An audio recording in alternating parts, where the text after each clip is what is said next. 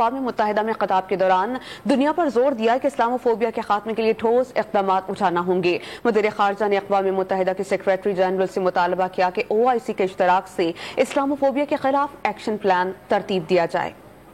Islam is a religion of peace, tolerance and pluralism.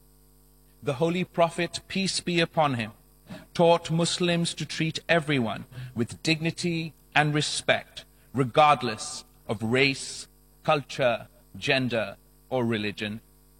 Yet unfounded phobia of Islam and its adherents is a sad reality of our times. Since the tragedy of 9/11, animosity and institutional suspicion of Muslims and Islam across the world have only escalated to epidemic proportions.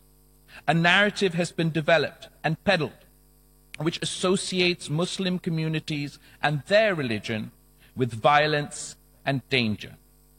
Therefore, our resolve to combat Islamophobia must translate into concrete and practical action. To that end, we urge the UN Secretary General to formulate an action plan in coordination with the Organization of Islamic Countries to halt and reverse Islamophobia.